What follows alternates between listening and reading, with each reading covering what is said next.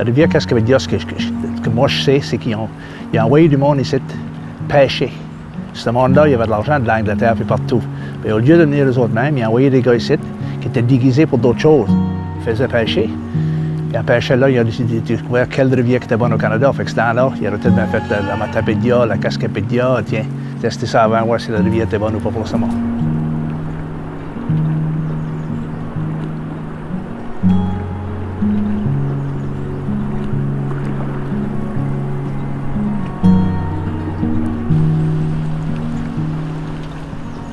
On arrivait par train ce temps-là pour descendre pêcher. Puis arrivait au village de Cascapedia. Il passait la première nuit là.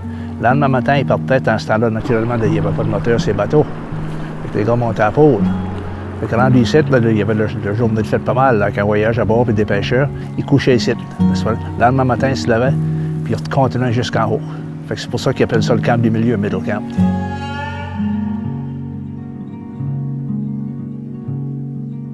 The Grand Cascapedia is a very special river. There is very few rivers left in the world that you can actually catch a super trophy fish, which is a fish over 40 pounds.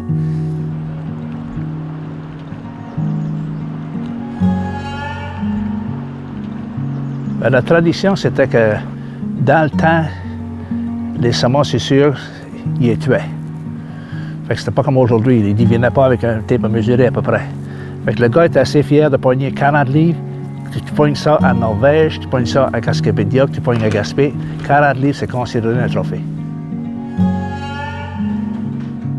Fait que c'était facile pour eux autres, ils arrivaient, ils mettaient ça à terre, faisaient des tracés.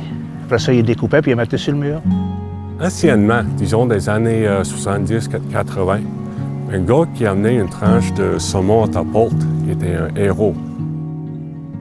Puis après ça, M. Becquet, qui est propriétaire ici, il a décidé il y a à peu près, je dirais, 10-12 ans de ça. Il est arrivé cette année. Cette année, vous avez le droit à un saumon. That's it, that's all. Le restant, on retourne à la rivière. C'est juste un avertissement. L'année prochaine, vous avez le droit à aucun saumon.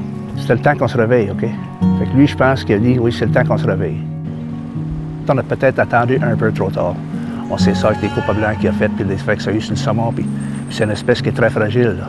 C'est pas quelque chose qu'il faut jouer avec. On détruisait tout. Puis là, on se demandait comment ça fait que la rivière montait le printemps. Puis on se demandait comment ça se fait que le frais l'automne, quand la rivière montait de 5 pieds, puis le frais était tout lavé à la mer. Là, regarde, les arbres sont là. Replantation. Si on regarde des forêts, il a commencé à transplanter des arbres, puis à cette heure, c'est des forêts. C'est le saumon, c'est pas rien que la rivière. N'oublie pas que quand il décolle comme tacon, là, il mange des insectes. Si t'as pas d'arbres, parce que ces insectes-là vont dedans, il n'y aura pas d'insectes. Il n'y a pas d'insectes, il n'y a pas de petits saumons. Tiens, compliqué. C'est une roue. C'est une roue qui vire. Fait que là, on est bien parti. Dans 20 ans d'ici, tant que moi, il va encore avoir du saumon, puis il va encore avoir des places à pêcher. Encore mieux, on n'a pas grand-chose à faire. Juste laisser Mère Nature faire ce qu'elle fait. Remettre les saumons à l'eau. C'est tout. C'est bien simple. Salmon fishing is something that you have to do as a passion. It's not about all the time going and getting that trophy fish or that.